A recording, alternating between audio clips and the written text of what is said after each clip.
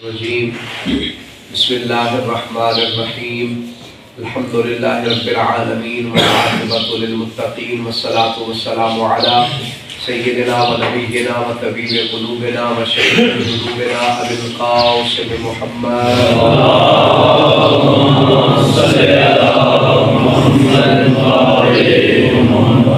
وآله الطيبين الطاهرين المعصومين ولعنة الله على أعدائهم أجمعين ومنكر فضائلهم ومصائبهم وولايتهم أجمعين أما بعد فأعوذ بالله من الشيطان اللعين الرجيم بسم الله الرحمن الرحيم ويقول الذين كفروا لست مرسلا قل كفى بالله شهيدا بيني وبينكم ومن عنده علم الكتاب صلوات اللهم صل على محمد وعلى آپ تمام روزداروں کی عبادت اپنی بارگاہ عالیہ میں قبول منظور فرمائے. مالک آپ تمام کے روزے اپنی بارگاہ عالیہ میں قبول منظور فرمائے. تمام کو نیتوں کے برابر صلہ عطا فرمائے. پروردگار ماہ مبارک کے صدقے میں ہماری آخری دعا یہ ہے ہماری وقت کی حجت سرکار امام زمانہ بادشاہ کا جلد ظہور فرمائے. اپنی دعاؤں کی قبولیت کے لیے مولا پاک کے جلد ظہور کے لیے آواز بلند فرمائے.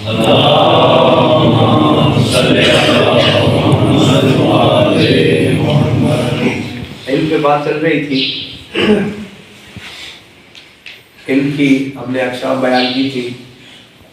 علم کی ایک قسم علم غیب بھی ہے. علم غیب کیا ہے؟ کیا ائمہ کے پاس علم غیب ہے؟ کیا ہمارے نبی پاک کے پاس علم غیب ہے؟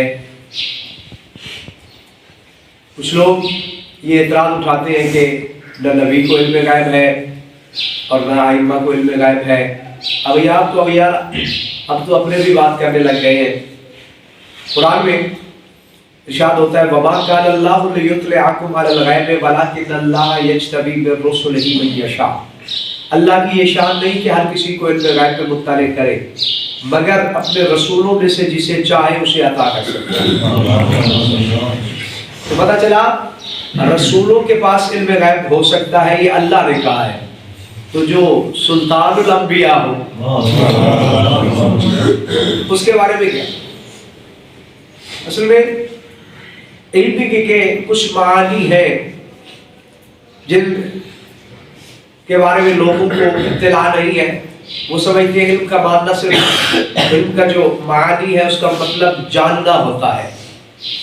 نہیں، علم کا ایک معنی ہے العلم هو الاظہار. علم کا مطلب ظاہر کرنا بھی ہوتا ہے. اس لیے علماء عامہ نے اس آیت کی تفسیر میں کہ رسول نے فرمایا لو کنت اعلم الغیب لاستکثرت من الخیر، کہ اگر میں علم غیب جانتا ہوتا تو میں بہت ساری بھلائی جمع نہ کر لیتا. اس کا مطلب یہ ہے کہ رسول کہہ رہے ہیں کہ میرے پاس علم غیب نہیں ہے، اگر میں جانتا ہوتا تو بہت ساری بھلائی جمع کر لیتا. بھائی ہر جگہ پہ علم کا معنی جاننا نہیں ہوتا، علم کا معنی یہاں پہ ظاہر کرنا ہوتا ہے. کہ رسول فرماتے ہیں لو کنت اعلم الغیب لاستکثرت من الخیر، اگر میں تم پر علم غیب ظاہر کر دیتا تو بہت ساری بھلائی جمع نہ کر لیتا.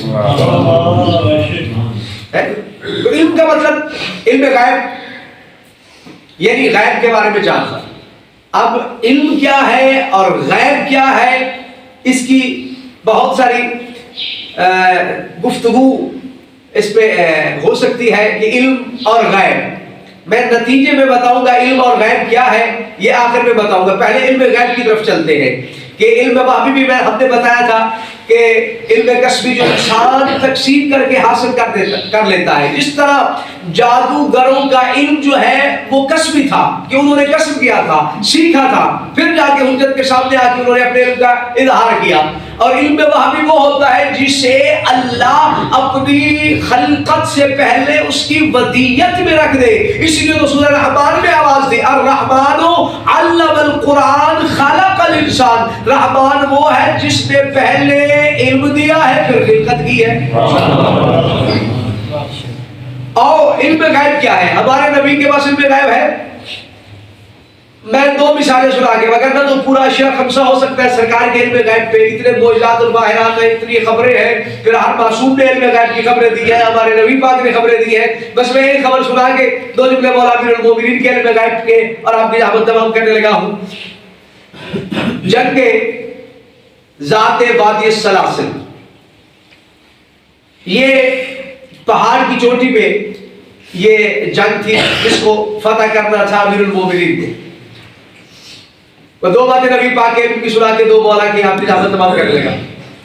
اب امیر المومنین اور لشکر اسلام ذات السلاسل میں پہنچ چکا ہے.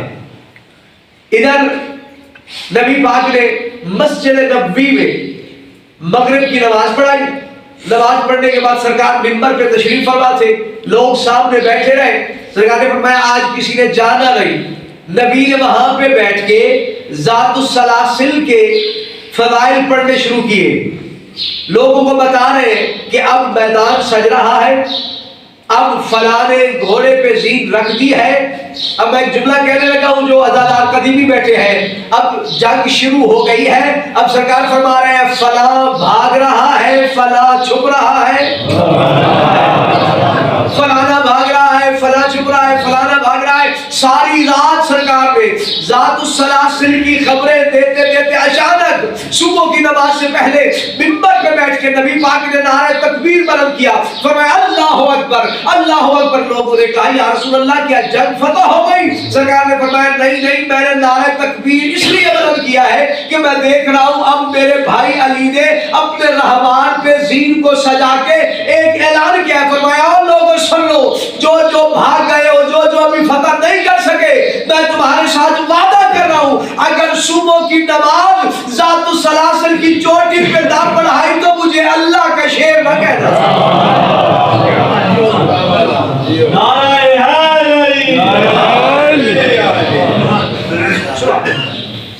مجھے اللہ کا شیر نہ. نبی مسجد نبوی میں بیٹھ کے ذات السلاسل کی خبریں دے رہے ہیں. علم غیب کیا ہے؟ جناب ابو ذر غفاری رسول کے صحابی ہیں اور اوائل اسلام میں اسلام لانے والے ہیں، بلکہ معصومین میں سے یعنی خاندان بنی ہاشم میں سے غیر معصومین میں سے جو سب سے پہلے ایمان لانے والے ہیں وہ ابو ذر غفاری.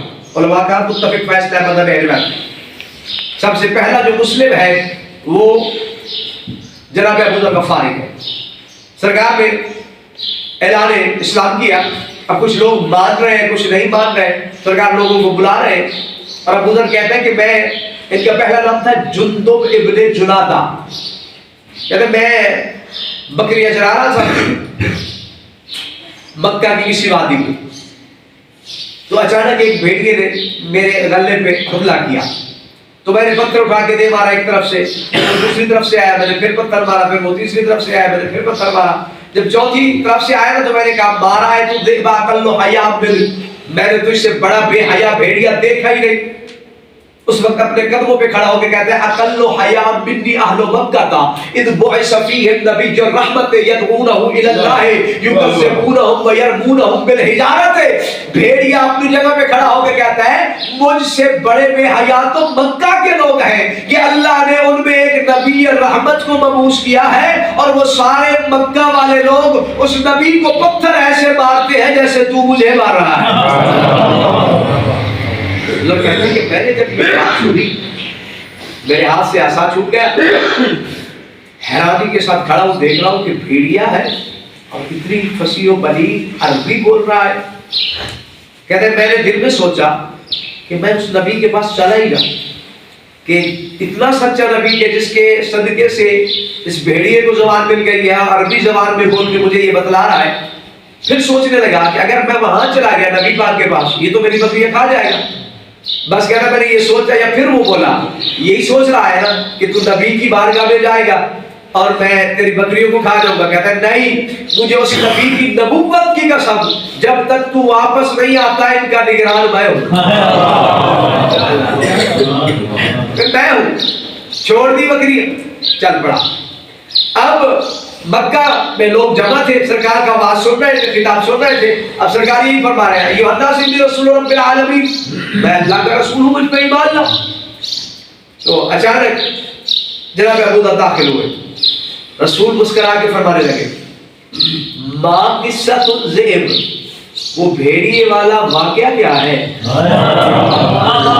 ان میں غیب سننے کے لیے بیٹھے ہیں بھائی آپ لوگ، ان میں غیب پہ گفتگو کر رہا ہوں۔ سرکار مکہ میں ہے اور ابو ذر مکہ کی کسی وادی میں ہے، وہاں پہ بھیڑیا آ رہا ہے، وہاں پہ اس کی گفتگو ہو رہی ہے، اس نے آ کے بتایا نہیں میرے نبی کو۔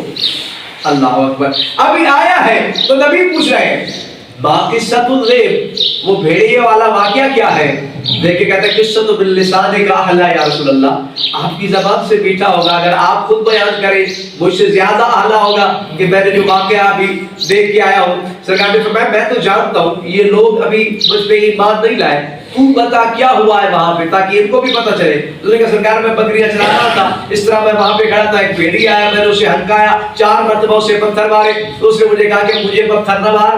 میں نے کہا تو اسے بڑا بے حیا بھیڑیا میں نے نہیں دیکھا۔ اس نے کہا مجھ سے بڑے بے حیا تو مکہ کے لوگ ہیں کہ ان پہ اللہ نے ایک نبی رحمت کو مبعوث کیا ہے اور وہ مجھے ایسے پتھر، اس نبی کو ایسے پتھر مارتے جیسے تو مجھے مار رہا ہے۔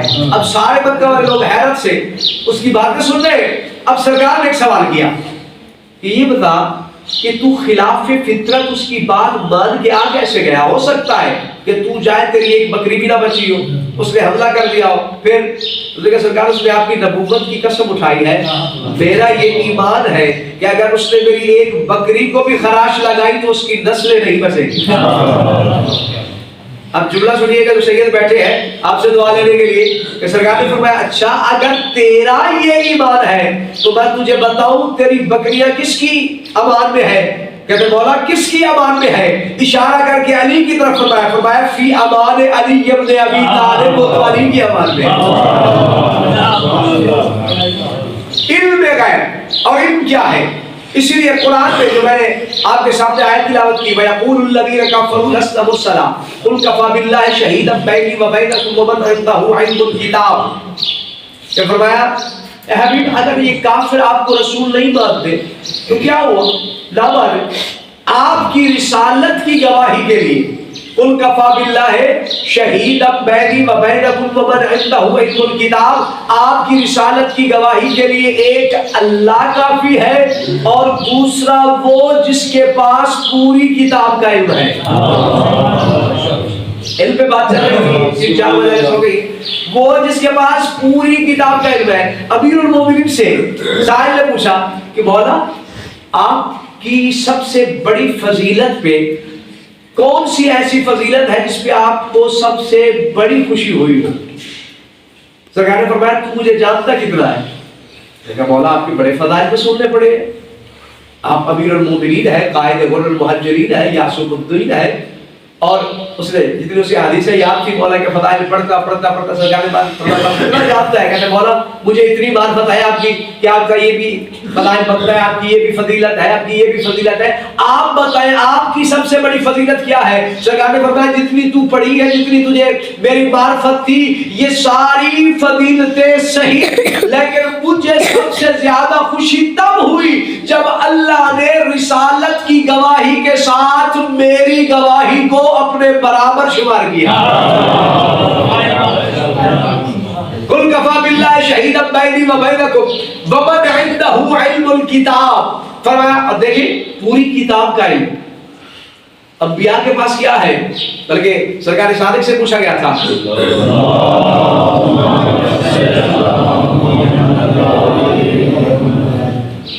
کہ جناب آصف بن برقیہ کے بارے میں کہ جناب سلیمان بن داؤد کو جب تخت بلقیس کی ضرورت پڑی تو سرکار نے فرمایا تم میں سے کون ہے کہ جو بلقیس کے آنے سے پہلے وہ تخت لائے؟ تو قال عفریت من الجن انا آتیک به قبل ان یرتد الیک قبل ان تقوم من مقامک وانی علیہ لقوی امین۔ کہتے سرکار جب تک آپ کی یہ محفل ختم نہیں ہوتی تو وہ اتنی دیر میں لے کے آ جاؤں گا۔ سرکار نے فرمایا مجھے اس سے زیادہ جلدی ہے، وہ تو قریب آ گئی ہے۔ تو اچانک قال الذی عنده علم من الکتاب، وہ شخص نے کہا جس کے پاس کتاب میں سے کچھ علم تھا۔ امرت بھائی آپ جانتے ہیں یہاں پہ من تمییز دے رہی ہے، من کی اقسام عربی میں تمییز کا مطلب ہوتا ہے کچھ چیز کو بیان کرنا، ایک حصے کو، تھوڑے سے حصے کو، بعض چیز کو، کل کو نہیں بعض کو بیان کرنا۔ فرمایا قال الذی عنده علم من الکتاب، بس اس شخص نے کہا جس کے پاس کتاب میں سے کچھ علم تھا۔ تو امام صاحب نے کسائی نے پوچھا مولا آصف بن برقیہ کے پاس کتنا علم تھا؟ اب جاگر جس کے دل میں آل محمد کی ولایت ہے وہ جملہ دینے لگا، وہ اپنے ذہن پہ اور اپنے دلوں پہ اس جملے کو نقش کیجئے گا۔ امام سے پوچھا، امام نے فرمایا علم کے کل 73 حروف ہیں اور آصف بن برقیہ کے پاس صرف ایک حرف کا علم تھا جو اس نے تخت بلقیس کو منگوا لیا، اور ہم آل محمد کے پاس پورے 73 حروف کا علم ہے۔